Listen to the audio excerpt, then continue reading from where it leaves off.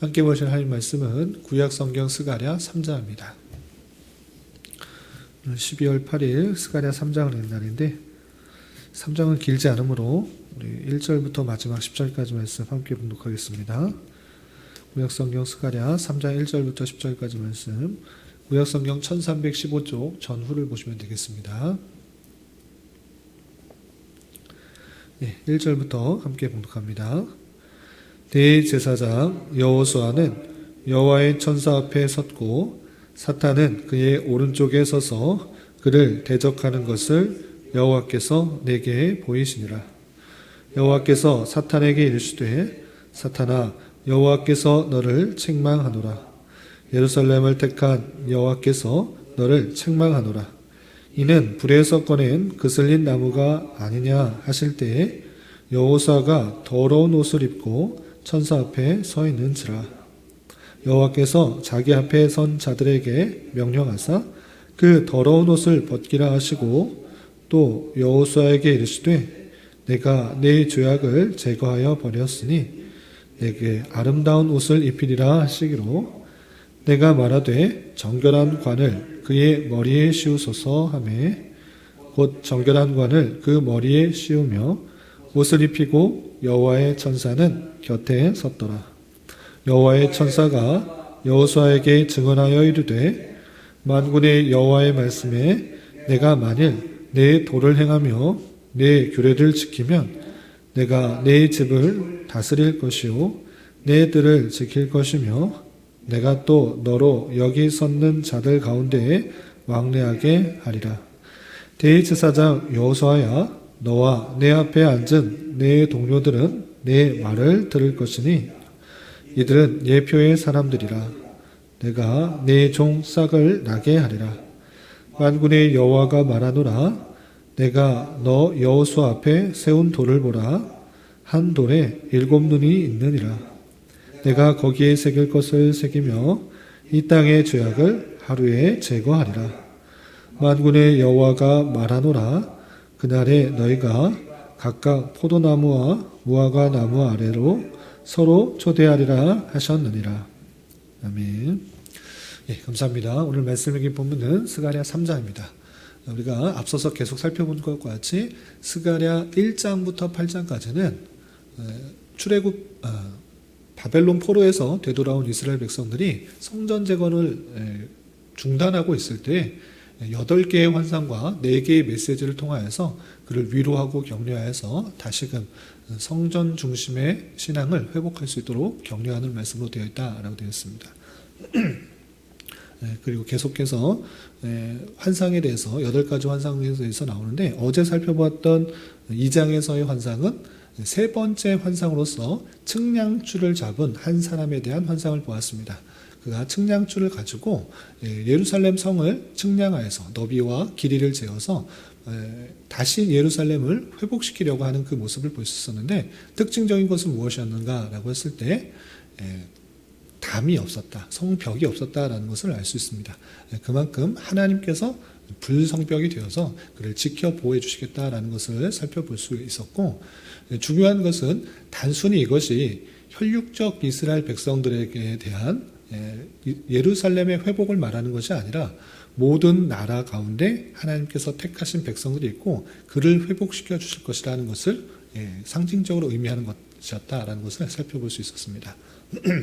그리고 계속해서 이어지는 3장에서는 네 번째 환상에 대해서 나오는데, 네 번째 환상은 여호수아, 대제사장이었던 여호수아가 정결케 되는 그런 환상을 보여주는데, 이것을 통해서 의미하는 것이 무엇인지 또 생각해보는 시간을 갖도록 하겠습니다. 그래서 3장 1절에서 보면 대제사장 여호수아는 여호와의 천사 앞에 섰고 그랬습니다. 여호수아, 이름이 구원자 예수와 같은 어원을 갖고 있는 사람으로서 구약 성경에 여러 번 등장하고 있는 것입니다. 그래서 이 여호수아는 바벨론 포로에서 되돌아왔을 때 대제사장 역할을 한 여호수아인데, 그가 여호와의 천사 앞에 섰다 그랬습니다. 여기서 여호와의 천사라고 했을 때 단순한 그런 천사들 중에 하나가 아니라 성자 하나님의 표현으로 우리는 앞서서 살펴본 것입니다. 여호수아는 여호와의 천사 앞에 섰고 또 그 오른쪽에 누가 있었는가 보면 사탄은 그 오른쪽에서 그를 대적하는 것을 여호와께서 내게 보이시니라 했습니다. 환상 속에서 여호수아가 있고 그 앞에는 성자 하나님, 그리고 그 오른쪽에는 사탄이 서 있는 것입니다. 사탄이 왜 서 있는가, 또 성자 하나님 왜 서 있는가, 거기에서 여호수아를 계속적으로 보호하는 것이 여호와의 천사고, 또 사탄은 그를 계속적으로 힘들게 하고 어렵게 하고 또 참소하는 그런 모습 가운데 나타나고 있는 것입니다. 그 모습들을 보실 때 사탄이 계속적으로 여호수아를 대적하고 있는 모습을 보자 하나님께서 그 사탄에게 이렇게 말씀하십니다. 2절 보시면 여호와께서 사탄에게 이르시되 사탄아, 여호와께서 너를 책망하노라. 예루살렘을 택한 여호와께서 너를 책망하노라. 이는 불에서 꺼낸 그슬린 나무가 아니냐 하실 때 했습니다. 사탄을 책망하고 있는 것입니다. 왜 책망하고 있는가 라고 했을 때 이는 불에서 꺼낸 그슬린 나무가 아니냐. 불에서 꺼낸 그슬린 나무인데 왜 계속적으로 대제사장 여호수아를 책망하느냐, 또 대적하고 있느냐, 계속 참소하고 있느냐, 그러면서 책망하는 것입니다. 그러니까 이 불에서 꺼낸 그슬린 나무가 무엇이냐라고 했을 때는 여호수아의 모습을 불에서 꺼낸 그슬린 나무와 같다라고 표현하고 있습니다. 불에서 꺼낸 그슬린 나무가 무엇입니까? 불에서 탔기 때문에 아주 많이 상한, 겉으로 봤을 때 많이 상한 그런 나무입니다.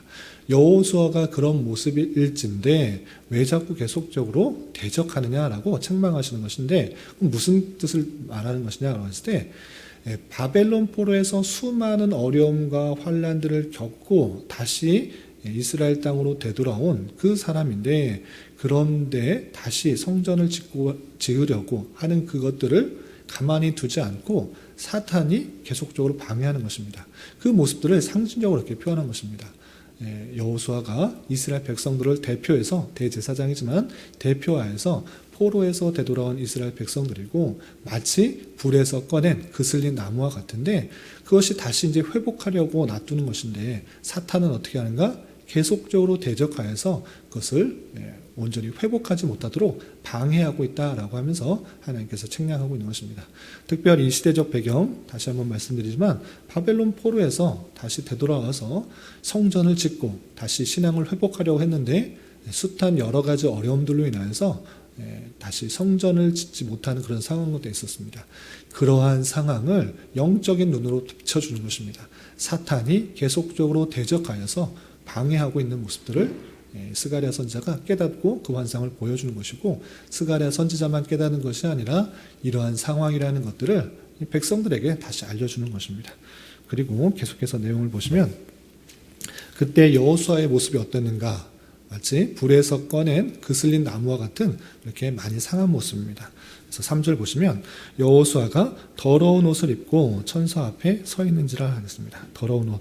대제사장은 정결한 옷을 입어야 됨에도 불구하고 더러운 옷을 입은 것 같은 모습이 있었던 것입니다. 그래서 더러운 옷은 바벨론에서 많은 포로 생활 동안에 힘들었기 때문에 상처받고 허물어진 그런 모습들 뿐만 아니라 죄악 가운데 빠져있는 그런 이스라엘 백성들을 상징하고 있다, 이렇게 생각하시면 되겠습니다. 이렇게 여호수아가 더러운 옷을 입고 있었는데 하나님께서 어떻게 하셨는가? 그 더러운 옷을 깨끗한 옷으로 바꿔주시는 것입니다. 그 내용이 4절에 이렇게 표현되어 있습니다. 여호와께서 자기 앞에 선자들에게 명령하사 그 더러운 옷을 벗기라 하시고, 또 여호수아에게 이르시되 내가 내 죄악을 제거하여 버렸으니 내게 아름다운 옷을 입히리라 하시기로, 내가 말하되 정결한 관을 그에게 머리에 씌우소서 하매 곧 정결한 관을 그 머리에 씌우시며 옷을 입히시고 여호와의 천사는 곁에 섰더라 그랬습니다. 더러운 옷을 입고 있는 그 여호수아, 하나님께서 그것을 다 제하여 버리고 아름다운 옷을 입히고 또 정결한 관을 씌워서 대제사장으로서의 면모를 다시 한번 회복시켜 주시는 그 모습을 살펴볼 수 있습니다. 이렇게 하나님께서 그 더러운 죄악들을 다 씻어버리고 정결한 옷을 입혀주는 것을 통하여서 그들의 허물어진 그 모습들 또는 죄악된 모습들, 그 모든 것들을 주님께서 주님의 은혜 가운데 다 정결케 하시는 그 놀라운 은혜를 살펴볼 수가 있는 것입니다.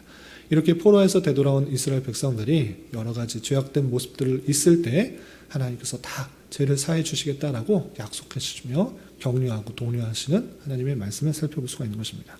그리고 계속적으로 여호수아 옆에 계속적으로 서 있었던 사람이 누구인가? 여호와의 천사입니다. 여호와의 천사가 그냥 여호수아 옆에 계속 서 있는 것만 있는 것이 아니라 그에게 이러한 약속을 더해 주십니다. 어떻게 약속하시는가? 6절 이하 보시면 여호와의 천사가 여호수아에게 증언하여 이르되, 여기 여호와의 천사, 아까도 말씀드렸던 것처럼 그냥 수많은 그런 영적인 존재로서의 천사가 아니라 특별한 일을 하고 있는 것을 볼 수 있습니다. 어떤 일을 하는가? 여호수아에게 증언하는데 비범치 않은 말을 합니다. 7절 보시면 어떤 말을 했는가? 만군의 여호와의 말씀에 내가 만일 내 도를 행하며 내 규례를 지키면 내가 내 집을 다스릴 것이요 내 뜰을 지킬 것이며 내가 또 너로 여기 서 있는 자들 가운데 왕래하게 하리라 라고 말씀하십니다. 이런 말씀을 하는 것을 통하여서 이 여호와의 천사가 단순히 수많은 천사들 중에 한 명이 아니라는 것을 알 수가 있는 것입니다. 이런 말, 내 집을 다스리며 내 뜰을 지킬 것이며 내가 또 여기 있는 사람 가운데 왕래하게 하겠다라고 말하는 것을 통해서 단순한 여호와의 천사가 아니라 성자 하나님께서 여호와의 천사의 모습과 같이 행하고 계시는 그 모습을 생각해 볼 수가 있는 것입니다. 그래서 앞서서도 계속 설명했듯이 여호와의 여기 천사는 성자 하나님의 현현하신 그런 사람과 같은 모습으로 계속적으로 비춰주신다. 이렇게 이해하시면 되겠습니다. 이렇게 약속하신 것 자세히 한번 살펴보시면 이렇게 죄의 사함을 받은 여호수아에게 그 죄사함을 받은 자로서 어떻게 해야 되는지를 잘 알려주는 것입니다. 어떻게 행해라고 말씀하고 계십니까? 내가 만일 내 도를 행하며 내 규례를 지키면 내가 내 집을 다스릴 것이요 내 뜰을 지킬 것이며 내가 또 너로 여기 서 있는 자들 가운데 왕래하게 할 것이다 라고 하면서 죄사함을 받은 자로서 마땅히 하나님의 도를 행하고 하나님의 규례를 잘 지켜서 하나님의 집을 잘 다스리도록 격려하고 독려하고 있는 것입니다. 또한 여기 서 있는 자들 가운데 하나님의 그 왕래 가운데 교통 가운데 있을 것을 말씀하시면서 죄사함을 받은 자로서 더욱더 하나님의 도와 규례를 열심히 지켜서 하나님의 합당한 자로서 삶을 살아라 라고 하는 말씀을 살펴볼 수 있는 것입니다. 뿐만 아니라 계속해서 그 제사장으로서의 의미를 더욱더 밝혀주는 것입니다. 제사장으로서의 의미가 무엇인가? 단순히 이스라엘 백성들에서의 대표로서의 의미로서 그치는 것이 아니라 그 제사장, 하나님께 나아가는 그런 사람으로서 그 대제사장의 후손으로서 계보로서 예수 그리스도께서 오실 것이다 라는 것들을 다시 한번 알려주는 것입니다. 그 내용이 8절 이하 이렇게 표현되어 있습니다. 8절 보시면 대제사장 여호수아야 너와 내 앞에 앉은 내 동료들은 내 말을 들을 것이니라. 이들은 예표의 사람들이라 내가 내 종 싹을 나게 하리라 라고 표현하고 있습니다. 내가 내 종 싹을 나게 하리라. 싹을 나게 하겠다? 너희들 가운데 있어서 이제 예표의 사람인데 싹을 나게 하겠다라는 것은 무엇인가? 여기서 순이라고 표현하기도 하고 새로운 번역에서는 싹이라고 했는데 이 싹이 의미하는 것이 무엇입니까? 그리스도를 뜻하는 것입니다. 이 순이요, 싹은 예수 그리스도를 뜻하는 것인데 그 너희들을 통하여서 예수 그리스도가 나타날 것을 예표하고 있는 성격이 있다라는 것입니다. 그러니까 그 메시아, 그 예수 그리스도는 그 대제사장적 역할을 하는 것이고 대제사장으로서 하나님의 영단번의 죄를 통하여서 백성들의 모든 죄를 사해 줄 것을 생각하도록 하는 것이 제사장들이다라는 것들을 알려준 것입니다. 그 내용이 실제적이고 구체적으로 9절에 이렇게 밝히고 있습니다. 9절 보시면 만군의 여호와가 말하노라 내가 너 여호수 앞에 세운 돌을 보라 한 돌에 7눈이 있느니라 내가 거기에 새길 것을 새기며 이 땅의 죄악을 하루에 제거하리라. 무엇을 말하고 있습니까? 한 돌에 7눈이 있다라고 할 때 이 한 돌, 이 돌은 그리스도, 반석이 되시는 그리스도를 뜻하는 것이고 7눈이 있다라고 할 때 이 7눈은 모든 것을 다 볼 수 있는 눈으로서 성령을 뜻하고 있는 것입니다. 그런데 이 중요한 것은 무엇인가? 그리스도와 성령이 함께하여서 하시는 역할들을 무엇입니까? 이 땅의 죄악을 하루에 제거하리라. 이 땅의 죄악을 하루에 제거하리라. 성자 하나님께서 성령 하나님과 하시는 그 중요한 역할 중에 하나의 무엇입니까? 그리스도가 십자가에 달려 돌아가심으로 그 한 번의 제사 사건으로 인하여서 그 하루에 이 땅의 죄악을 하루에 제거하겠다라고 그것을 예표하고 있는 것입니다. 그러니까 제사장, 그 제사장으로서 세순 예수 그리스도가 예표되었고 그의 하실 역할이 무엇인가? 제사장으로서의 모든 제사를 완벽하게 완성하시는 그 일들이라는 것들을 알려준 것입니다. 실제로 그 사건이 예수님께서 십자가에 달려 돌아가심으로 모든 것을 다 이루었다. 그 영단번의 사건으로 그 이제 제사를 다시 드리지 않는 하나님의 택하신 백성들의 죄를 모두 다 제거하시는 그 일을 이루신 것입니다. 그 사건들이 있을 것을 여호수아와 그 동료들의 제사장의 역할들을 통해서 예표하고 알려주고 있는 것입니다. 이렇게 예수 그리스도의 대제사장적 역할과 또 속죄 사역을 이룸으로 말미암아 어떤 결과를 낳는가 10절에 이렇게 마무리하고 있습니다. 10절 보시면 만군의 여호와가 말하노라 그날에 너희가 각각 포도나무와 무화과나무 아래에서 서로 초대하리라 하셨느니라 라고 표현했습니다. 죄악을 다 사함을 받은 너희들은 어떤 모습 가운데 있는가?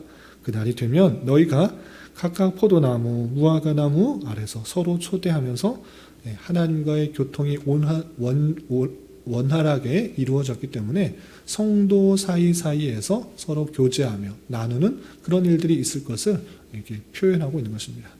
이렇게 네 번째 환상을 통해서도 마찬가지로 예수 그리스도께서 이 땅에 오셔서 죄사함을 이룰 것이고 마치 죄악으로 억눌러지고 더럽혀져 있는 옷을 입은 여호수아의 모습과 같이 있을 것이지만 그 모든 것들을 벗기시고 아름답게 회복하게 하실 그 내용들을 알려주고 있는 것입니다.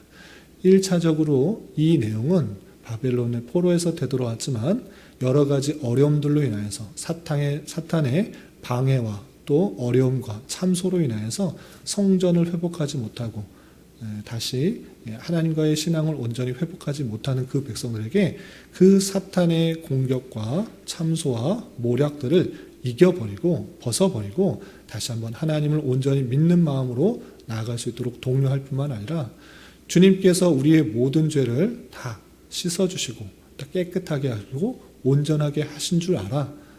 우리는 그 은혜를 힘입어서 마땅히 주님께서 원하시는 내 도와 규례를 온전히 지켜 행하기에 힘써야 될 것이고 그렇게 할 때 여기 서 있는 자들 가운데 왕래하게라 라고 하면서 하나님과의 교제와 또 성도 간의 교통을 온전히 이루게 될 것을 교훈하는 그런 말씀으로 받아야 될 것입니다. 또한 수천 년이 지난 우리가 받을 때는 그 사건들이 그 예표들이 예수 그리스도께서 이 땅에 오시고 십자가에 달려 돌아가심으로 말미암아 이미 실현된 역사 가운데 있다는 사실을 우리는 받아들여야 되는 것입니다. 예수님께서 이 땅에 오시고 십자가에 달려 돌아가심으로 말미암아 하나님께서 죄악을 하루에 제거하리라 라고 하셨던 그 말씀이 이미 실현된 것입니다. 주님께서 십자가에 달려 돌아가신 것은 이전의 죄악들을 다 씻었을 뿐만 아니라 이후에 앞으로 오는 모든 죄도 다 씻어 없애신 것입니다. 예수님께서 다시 십자가에 달려 돌아가실 필요 없는 것이고 예수 그리스도의 십자가의 사건은 모든 택하신 백성들의 죄를 담당하시고 돌아가신 것입니다. 그러므로 말미암아 우리의 모든 죄는 예수 그리스도를 믿음으로 말미암아 사해진다라는 사실들을 기억하고 이미 믿은 것으로 인하여 내 죄가 사해졌고 주님과 친밀한 교제 가운데 있다는 것들을 기억하며 성도 간의 교제를 이루고 더욱더 주님의 도를 행하고 규례를 잘 지켜나가기를 힘써야 될 것입니다. 그런 모습들이 우리에게 있어야 될 것이고 그런 삶이 있음에도 불구하고 사탄은 어떻게 하는가? 계속적으로 우리 주변에서 참소하고 대적하고 어렵게 하고 힘들게 한다라는 사실을 기억하며 살아야 될 것입니다. 그래서 더욱더 삶을 단속해야 될 것이고 그럼에도 불구하고 여호와의 천사가 그 앞에 서 있다라고 했던 그 말씀들을 붙들며 나아가야 될 것입니다. 우리를 참소하고 넘어뜨리려고 죄악 가운데 빠뜨리려고 하는 그런 모습도 있지만 주님께서 내 앞에서 계셔서 우리를 지켜보아 주시고 또 그들을 그를 책망하신다는 사실을 기억하며 더욱더 예수 그리스도를 의지하며 힘있게 살아가야 될 것입니다.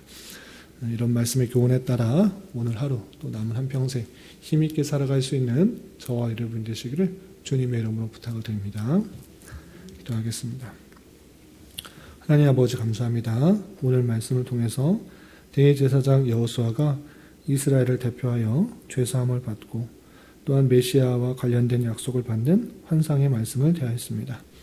이런 말씀을 대하는 자로서 예표된 예수 그리스도의 십자가의 사건으로 우리의 죄악을 깨끗게 씻겨주신 것에 대하여 늘 감사 찬송하며 살아가게 하여 주시고 은혜로 구원받은 자답게 주님께서 원하시는 도를 행하며 규례를 더욱더 지켜나가게 하여 주시고 성도 간의 친밀한 교제 가운데 우리에게 주어진 일을 잘 감당하며 주의 뜻을 이루며 살아갈 수 있도록 인도하여 주시옵소서. 주님, 12월은 성탄의 달로 보내고 있습니다. 다사다난했던 한 해를 잘 마무리하게 해주시고 여러 가지 어렵고 힘든 상황 속에서도 성탄의 의미를 잘 생각하며 기쁨과 감사가 풍성한 한 달 되도록 인도하여 주시옵소서.